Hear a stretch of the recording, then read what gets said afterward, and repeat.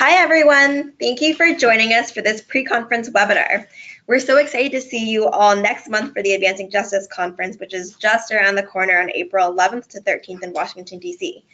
The purpose of this training is to go over logistics, tips for effective meetings, and policy issues in preparation for our legislative visits, which will take place on Thursday, April 12th. We'll also go over the responsibilities of state delegation leads. This webinar is recorded, and we'll share the recording along with the materials that we'll discuss following the webinar. We'll also have Q&A at the end. If you want to ask questions at any point during the webinar, if you're on the GoToWebinar platform, you can use the question box. And if you're on the phone, you can hit star to raise your hand, and we'll unmute you so you can ask your question. During this training, we'll be reviewing the schedule for April 12th, tips for effective meetings, responsibilities for state delegation leads, and we'll do issue briefings for immigration and census, and then we'll move to Q&A.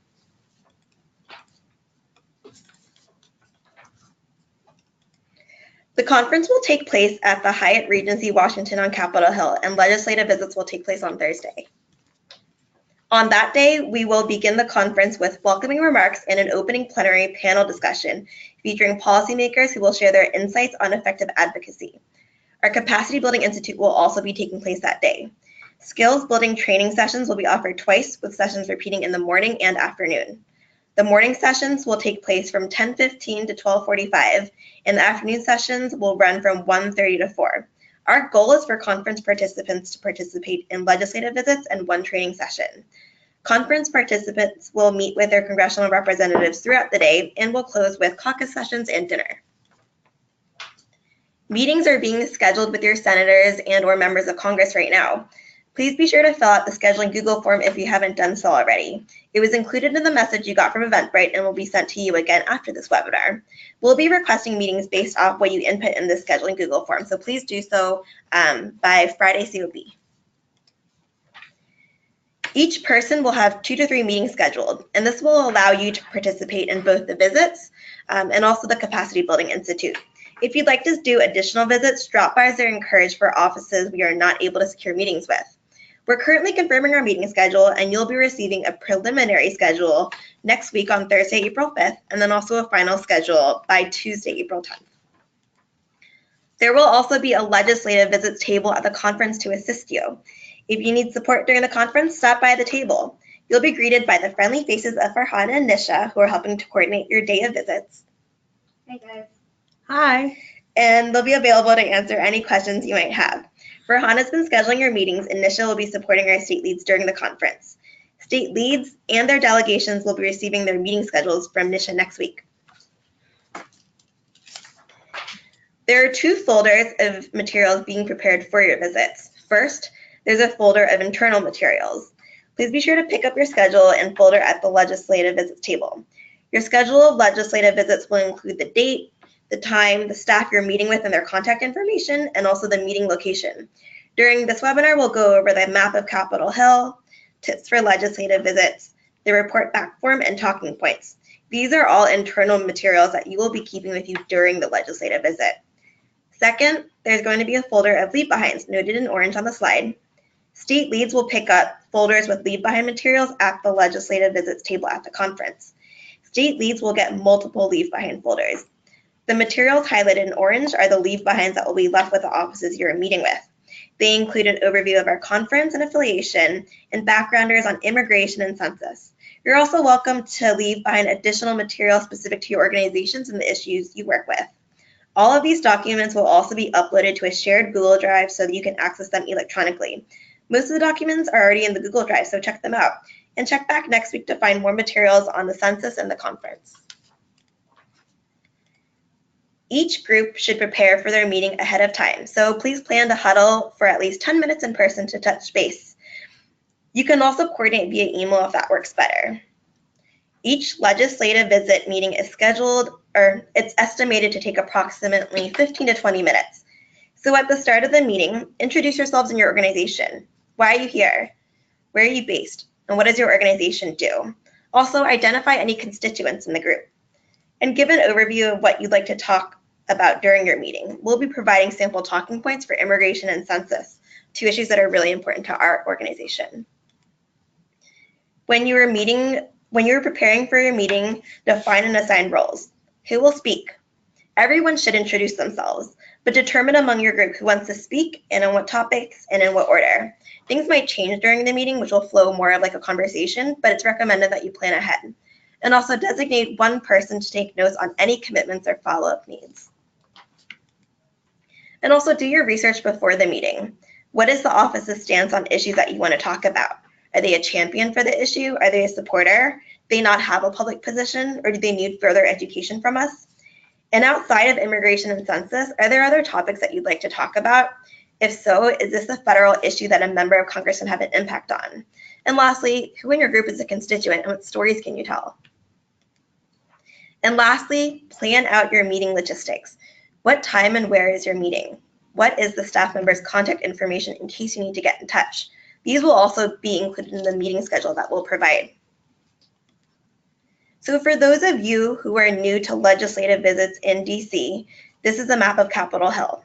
The House side includes Cannon, Longworth, and Rayburn House office buildings, and the Senate side includes Russell, Dirksen, and Hart Senate office buildings.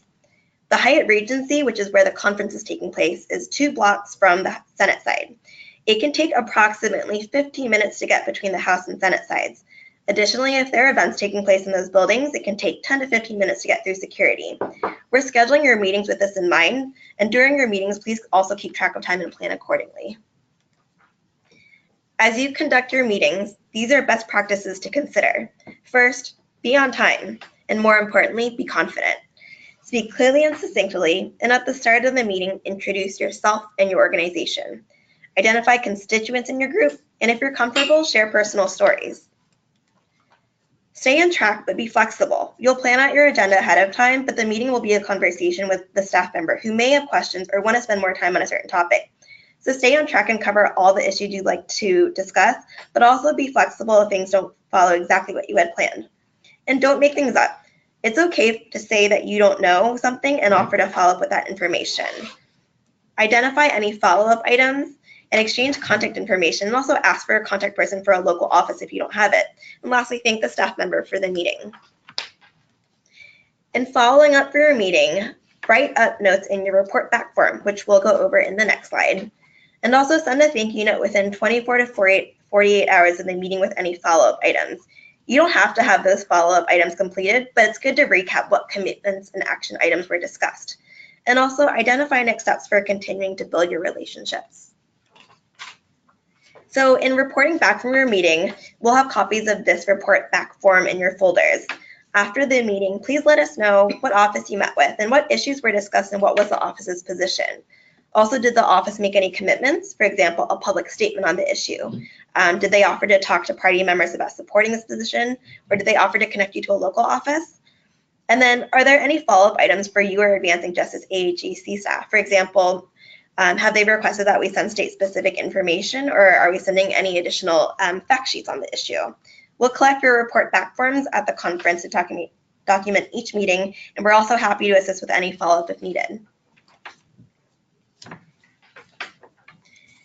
So moving on to state delegation leads. First, thank you to everyone who volunteered to serve as a state lead. Most states will have one lead, and state delegations that are larger may have more than one state lead. Each state lead will have a meeting schedule to follow. NISHA will connect state leads and state delegations next week and share your meeting schedule. If you are a state lead, before the meeting, connect with your group via email or in person to prepare. You can meet in person on April 11th, and during the networking reception, we'll have state names and flags around the room so you can find your group. We recommend that you use the first 30 minutes of the welcoming reception to connect with your groups. If there are meetings that you're not able to attend as state lead, designate another state representative to serve as the lead for that meeting. And also pick up your leave behind folders. Your leave behind folders will contain a one-pager on the conference and additional backgrounders on immigration and census.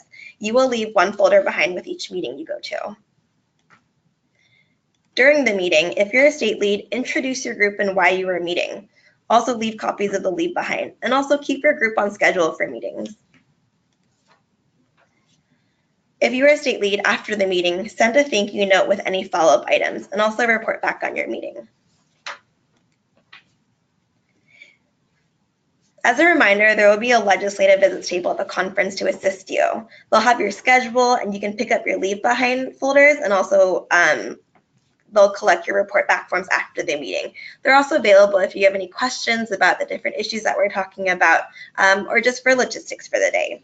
Sometimes offices might make last-minute adjustments to meeting time or location, so if that happens, someone from the legislative visits table will contact you. All right, moving on to immigration.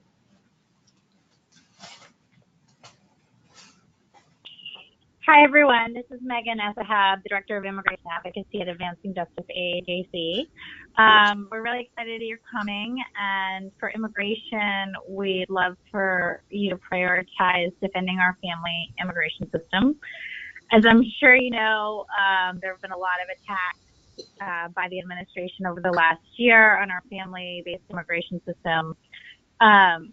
They started with a Senate bill filed by Senators Cotton of Arkansas and Perdue of Georgia. They filed a bill called the RAISE Act, which was endorsed by the White House, and it proposes to cut the overall number of immigrants who are given green cards by half in any given year. So it does that by pretty much ending our family-based immigration system. It ends the ability of U.S. citizens to apply for parents, siblings, and adult children, as well as the ability of lawful permanent residents to sponsor their adult unmarried children for green cards. And so that would just leave the ability of U.S. citizens and lawful permanent residents to sponsor spouses and children who are under the 18. Current law defines children as being under 21, but this bill would change it to under 18. The bill would also eliminate the diversity visa program and cap the number of refugees to 50,000 per year. It also shifts the employment-based system to a points-based system, but that doesn't really make a big difference in how those green cards are given out. It does not increase the number of employment-based green cards given out. It just changes the way they are given out. So that bill got more traction when the White House started to demand that it be the family-based system and the diversity visa program be cut in exchange for a permanent solution for DACA recipients. And so we've seen it in a few other bills. Next slide, please. We've seen the same proposal pop up in bills that would legalize DACA recipients. For example, Rep. Goodlatte's bill in the House, the Securing America's Future Act, also ends same categories of family sponsorship and the diversity visa program. But that bill does do some shifting of green cards to employment-based green cards. So you'll see the cuts are only 25% instead of 50% for overall immigration levels.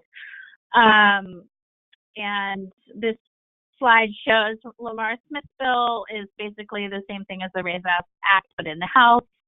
And then Senator Grassley filed a bill called the Secure Act, which also includes the RAISE Act and a legalization program for DACA recipients. So we have slightly different asks for depending if you're talking to the House or the Senate, but the general idea is to express opposition to any cuts to our family-based immigration system and talk about how it works. You'll have some talking points and fact sheets, but if anybody in the group has a family-based immigration story, personal themselves or a family member who sponsored another family member, I think that's a great way to share a great thing to share with the offices to humanize this debate. But specifically in the House, we want to be expressing opposition to Goodlatte's bill because that bill is still live.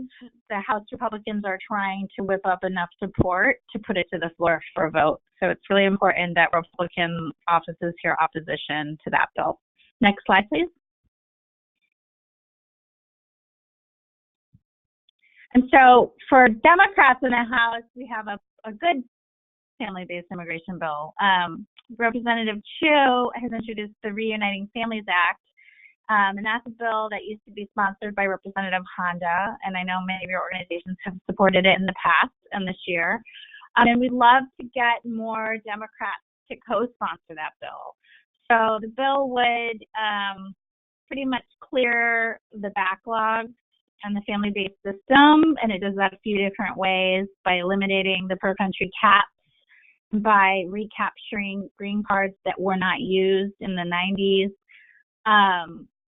and it also provides relief for, smaller fixes for orphans, widows, stepchildren, to make it easier for them to be included in the immigration system. And it includes the Uniting American Families Act, which is about same-sex sponsorship of partners in countries where they can't get married, because under current law, there's same-sex sponsorship for spouses, but not partners who maybe are in a country where it's illegal to get married. And then finally, there's relief for families and enforcement by giving judges more discretion to look at deportation cases and look at the individual and determine whether or not they should be deported. So, for example, a lot of the Southeast Asians that we are seeing deported have very old criminal convictions. They have U.S. citizen children. They've, been rehabilitated and are living peacefully since they got their conviction. But judges often have very little discretion to say, hey, this person shouldn't be deported. So the bill would re-inject that discretion back into the system, into the hands of judges. Next slide, please. So again, these are the asks. Just generally talk about family-based immigration system and your support for it. It'd be good before your visits if you look up the bills that are listed here to see, if a member, if it is already on the Reuniting Families Act, then you can just thank them for being on it. And if they're not, ask them to co-sponsor it. You probably want to check the Goodlatte bill and see if the Republicans are on it or not. If they're on it, you can ask them to take their names off of it. If they're not on it, just ask them to oppose the bill and ask them for a commitment to oppose the bill. Next slide, please. So another issue we're looking at is supporting temporary protected status for Nepal. And so there are over 430,000 immigrants from 10 countries listed here: El Salvador, Haiti, Honduras, Nepal, Nicaragua, Somalia, South Sudan, Syria, and Yemen. And they all have different deadlines for the administration to determine whether or not they're going to renew their temporary protected status. And the administration has been taking a very hard line and mostly renewing for a shorter amount of time, and then telling people from those countries they're going to have to go home in that time period. So Nepal's deadline for the administration to make a decision is coming up on April 25th. So we're supporting an ask for the administration to renew the TPS for Nepal. But there's also legislation that would legalize all TPS recipients, not just from Nepal, but from the other countries, filed by Representative Velasquez. So all of that information is on Adikar's campaign website, and there's also individual petition you can sign. So I encourage you to check that out. And we have a handout, but the ask is pretty much just for members of Congress to support a TPS extension and to co-sponsor Representative Velasquez's bill. Next slide, please. And I'm going to hand it over to Hannah Werner to talk about immigration enforcement. Hi, so this is Hannah Werner, the Nepal Law Foundation Community Law Fellow at Advancing Justice AAJC. So under the new administration, what we're seeing is that everyone has become a priority for deportation. The administration, particularly ICE, Immigration and Customs Enforcement, is targeting mothers and fathers who have lived in the U.S. for decades and who have U.S. citizen children. And we're seeing that many of these community members are being deported. Although the president has made some statements saying that Dreamers can rest easy and that they will not be prioritized for deportation, we see that ICE continues to apprehend individuals who have been granted DACA status, placing them in detention and sometimes deporting them from the U.S. Additionally, we see that the administration has been reopening deportation cases of people that ICE previously allowed to stay. For example, hundreds of Southeast Asian refugees who have been regularly attending their check-ins with ICE have been picked up, detained, and deported from the U.S. We are very concerned about these deprivations of due process. We're also seeing that ICE is refusing to grant stays of removal for people who are fighting their deportation cases and trying to stay in the U.S. And the result that we see is that people with potential relief and a right to stay are being deported without due process. And now I'll hand it back over to Megan to talk about the asks for TPS.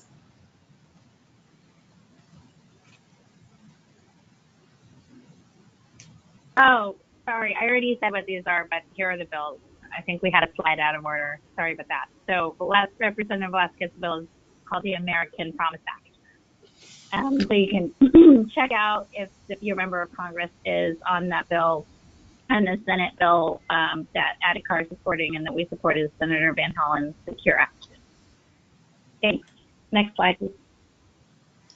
Okay, great, thanks. We're also mobilizing to defund hate and fight the administration's detention and deportation machine. The White House continues to ask for more money for detention beds, immigration agents, and the wall. For 2019, the president's proposed budget includes $25.5 billion to fund ICE and Border Patrol's deportation force that is designed to tear families apart. This includes funding for 2,000 new ICE agents and 750 new Border Patrol agents. It also includes money for 52,000 detention beds, as well as money to build the president's massive and unnecessary border wall. For the legislative visits during the conference, we'll provide you with handouts that outline why these policies are so harmful. You'll be prepared to urge members of Congress and their staff to oppose any increases in funding for detention beds, ICE agents, Border Patrol agents, and the wall. We believe that Congress should fund measures that help immigrant families thrive, not promote policies that just are fearful and hurt immigrant communities. Thank you.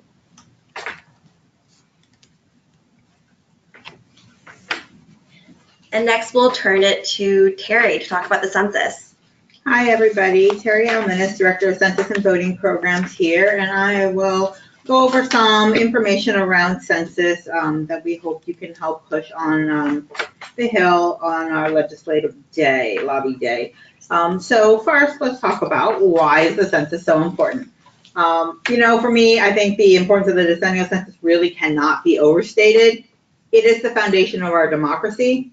In fact, the constitutional mandate to count every person in the country is actually done for the purposes of reapportioning the 435 seats in the U.S. House of Representatives. Census data are also used to redraw the lines of those seats as well as at the state and local level. But it also informs the distribution of federal, state, and local dollars, including about 300 federal programs that allocate over $800 billion a year in federal funding to the states. Census data are also critical to guiding decisions and planning for the government, for businesses, and for nonprofits such as us. Without census data to guide our planning, we cannot effectively and efficiently use our limited resources to address the significant needs of our communities. But of course, counting every person in the U.S. is a massive and complex project. One of the ongoing concerns about the census is that it is not an equal opportunity enumeration or count. While we know that the census will never be a perfect count, the reality is that the real issue is that not all demographic groups are missed at roughly the same rate. People of color are missed at disproportionately high rates, while non-Hispanic whites and higher income households are overcounted in many censuses, including the 2010 census. Among those who are missed more often are immigrants and limited English proficient persons, as well as people of color and children under the age of 5. Furthermore, the people who are more likely to be missed in the census don't live in the same communities as the people who tend to be double counted or overcounted. So the mistakes in the census don't actually cancel each other out at the local level. They actually compound each other and the inequities that flow from that skewed picture. We have to live with these results for the next 10 years, so that's why we have to get it right and have a fair and accurate census count. But with each census, there are always portions of our community that are more disinclined to participate, leading to the undercounts in the previously discussed hard-to-count communities. The challenges facing a fair and accurate count in 2020 are heightened for many reasons, but the two I will focus on today are the climate of fear, which has been exacerbated by the recent decision by the Secretary of Commerce to add an untested question about citizenship on the 2020 census, a mere 2 years out from Census Day, and inadequate funding for the Census Bureau. This past Monday, under the cover of night, the Department of Commerce announced their decision to add a citizenship question to the decennial short form for 2020, despite the overwhelming opposition from many sectors and across the aisle, including Republican mayors, the business sector, the faith-based sector, 6 former Census Bureau directors from both Republican and Democratic administrations, and of course, civil rights advocates. Let us remember, a citizenship question hasn't been included in the 100% household short form census since the pre-civil rights era in 1950. And the rationale used to justify why this has to be asked in 2020 is to enforce the Voting Rights Act of 1965, and that is simply a red herring. The reality is the enforcement of the Voting Rights Act has always been done based off of citizenship data collected through the sample survey, either the long form or the American Community Survey today. Furthermore, the Commerce Secretary is promoting the use of a question that is not tested and has unknown consequences with no time left to test or prepare properly. So this leads to the next major challenge, making sure that the Census Bureau has the funding it needs to properly implement the census. Congress started this decade out with an unrealistic spending cap for the 2020 census, that it needed to be taken at the same amount as the 2010 census. The Census Bureau has made the effort to meet that constraint, but has not throughout the decade been given the proper investment to test these proposed cost-saving changes. Now, with this new development, even more funding will be needed to address the resulting decrease in participation by our communities.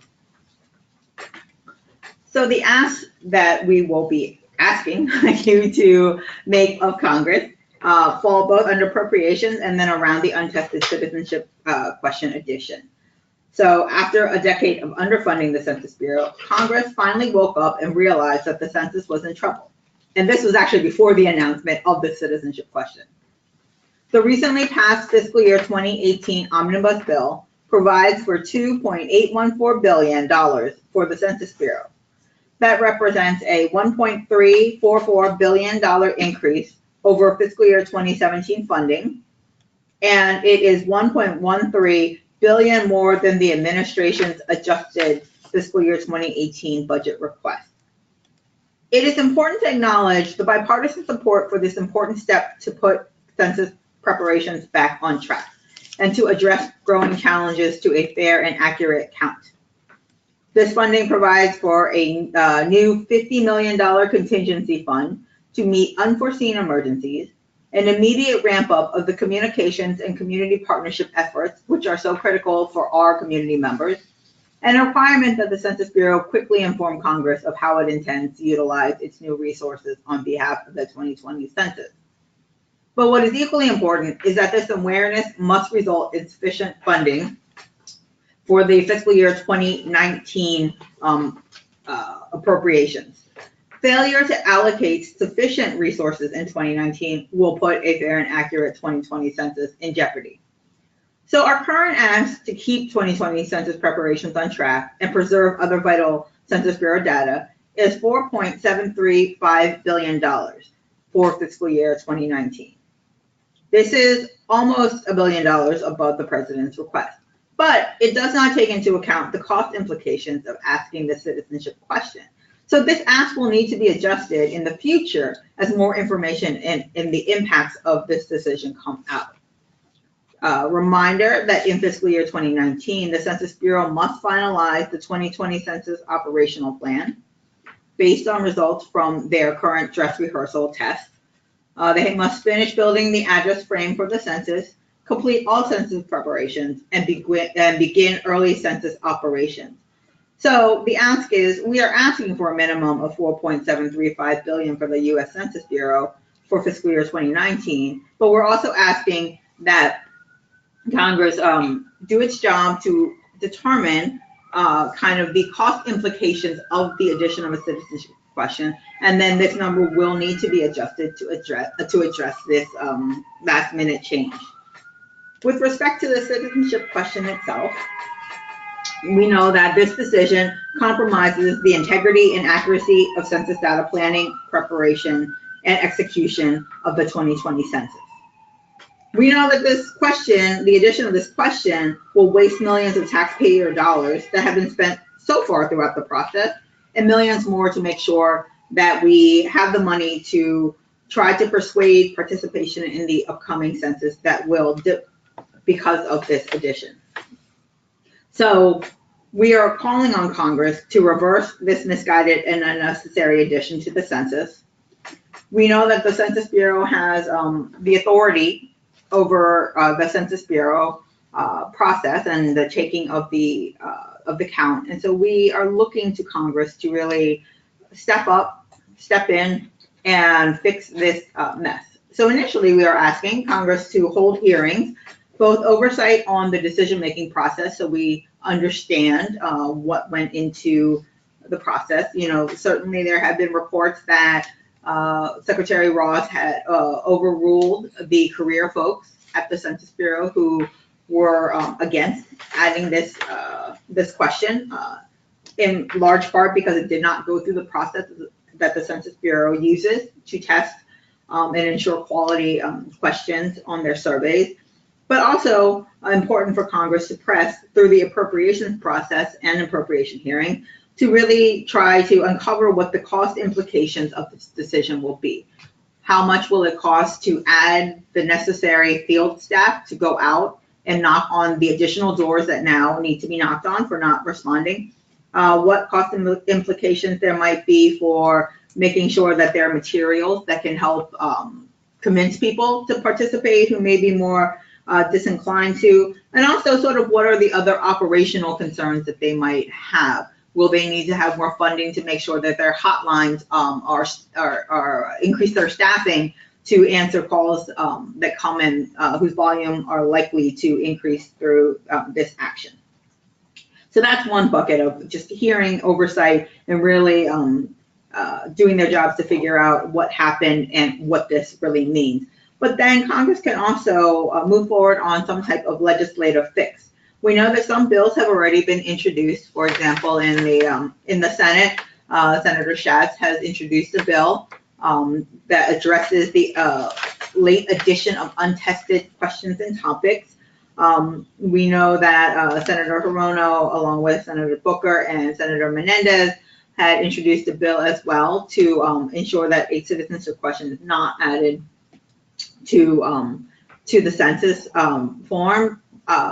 Representative Maloney, along with others on the House, introduced a bill that is a House companion to the Schatz bill in the Senate around adding untested questions and topics. And finally, Representative Grace Ming has already indicated her intention to introduce legislation to address this egregious, misguided change that has come out of the Department of Commerce. So it is likely that other bills will be introduced as well. You know, what's interesting is that the reality is the opposition to the addition of a question has actually been rather loud. It has had a lot of support from all different sectors, as I have mentioned. It's really been a bipartisan, mainstream sounding of the alarm against this, the Justice Department's request to add the citizenship question, which is why the Department of Commerce says it has added it. So I just wanted to note that some of the folks that are included who have already spoken out against this include 60 members of Congress, 161 Democratic and Republican mayors, 6 former Census Bureau directors who served in both Republican and Democratic administrations, 19 attorney generals, the statistical community, and several dozen business leaders from across the country. So I think it's important to remind the members on the Hill and the offices that there is a lot of support to fixing this addition, that people do not believe this question should be added at this time to the Census Bureau, and that together, if they're able to work with their colleagues across the aisle, they can fix this problem. Last slide, please. And then the last slide is really just a listing of some of the key congressional targets for funding, as well as the authorizing and oversight committees to really talk to about the citizenship question. But you know, honestly, census is important for each and every office in Congress, as it is for each and every person in this country. So any contacts you have with congressional offices are fair game to hear about your census concerns. Thank you. Thanks. So that was a lot of information. I know that many of you might be already very well versed on these issues, and many of you might also be talking about immigration and census for the first times. We have a lot of materials to help support you in doing your legislative visits. In the shared Google Drive, the link was shared in the message you got from Eventbrite. You'll find this PowerPoint, which includes the slides on immigration and census, talking about the policy landscape, specific asks, and also the targets. In the Google Drive, you'll also find talking points for immigration, as well as leave behind materials for immigration, focused on family immigration, temporary protected status, and also defund hate. And if you check back next week, you'll also find the complete talking points and leave behinds for census. And as a reminder, this webinar is recorded, so we'll share that recording again after this webinar. And in terms of the Q&A session, we'll move to questions right now. And if you're on the GoToWebinar platform, you can go to the questions box to ask your question. If you're on the phone, you can hit star to raise your hand, and we'll unmute you so you can ask your question. And if you find that you have questions after the webinar, on the last slide, we have contact information. If you have any questions, you can email me directly. I'm Bessie, and my email will be on the slide. Or you can also email Megan or Terry directly if you have questions about immigration or census. And again, as a reminder, we'll have the legislative visits table at the conference, and Megan and Hannah and Terry will also be at the conference. So definitely stop by the table if you have any questions about logistics or anything that's more issue focused. So it seems like we have one question so far. This question is from Whitney. And Whitney's question is, does each attendee need to fill out the scheduling form, or do we do it by delegation? So the answer is yes. Every attendee should fill out the scheduling Google form, because we do need constituent names and also they're members of Congress in order to schedule these meetings. So if you're able to fill out the Google form by tomorrow, Friday, at close of business, we can start scheduling those meetings for your delegation. Thank you. The next question is from Missy. And you are unmuted now if you want to ask your question.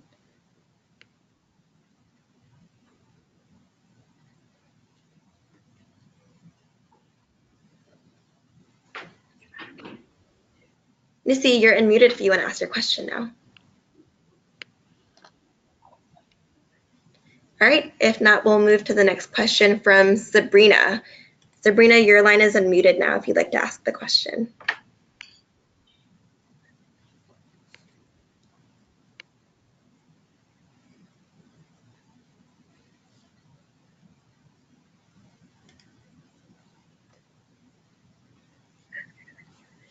All right, Sabrina, I think that you've muted your line, so if you can unmute yourself, you can ask your question. All right, looks like we have another question from Joseph. Will we have any specific names of Republicans who are opposed to census changes? Carrie. We can work on that, yeah. All right, yes, we can put together a list of Republicans who are opposed to census changes. And then a question from Siyong. Will there be a carpool to visits, or is everybody responsible for their own transportation? So the conference will be taking place at the Hyatt Regency. The Hyatt Regency is 2 blocks from the Senate side. So it will take approximately 10 minutes to get from the conference to Capitol Hill. If you need any help with transportation, you can let us know, but otherwise we'd recommend walking together with your delegation from the conference to the Capitol Hill. But again, if you need any assistance, just let us know and we can make sure to arrange your transportation. Another question from Joseph. When will we know our legislative visit schedules? So the schedules are currently being confirmed. We'll share a preliminary schedule by next Thursday on April 5th, and that will come from Nisha. And we'll also share your final schedule right before the conference. But we are scheduling meetings right now.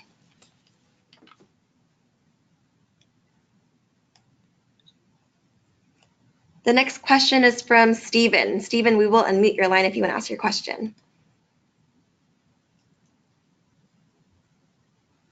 Or please unmute yourself as well. Oh, Stephen's question is, how can we get access to the slides? So the slides are all in the Google Drive that we shared via Eventbrite, and we'll share that again after this, and we'll also share a recording of this webinar as well. And a question from Joshua. Do we get to choose which issues we are advocating for, or are we talking through all the ones discussed during this PowerPoint? So we would love for everyone to talk about immigration and census. And also, if there's any additional issues that you'd like to talk about, we definitely encourage you to do so during your visit. Before the visit, just look into whether the issue is something that a member of Congress can have an impact on. But yes, we definitely encourage you to add in additional issues that you care about to talk about during this visit. And then a question from Joseph. Regarding meetings for Oregon, will someone from national staff join the meeting since Walden in the House, his committee oversees the census? Yes, that's something we can arrange. So we'll touch base with you separately to make sure that we get a staff member join you for the Oregon visit.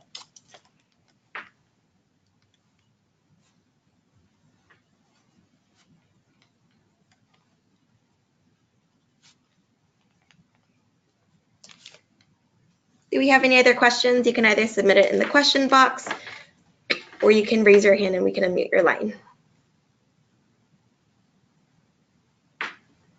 All right, if not, then we'll end this webinar. Thank you everyone for tuning into this webinar and also for your help with our legislative visits. We look forward to seeing you next month for the Advancing Justice Conference, and we're also available via phone or email if you have any questions in the meantime.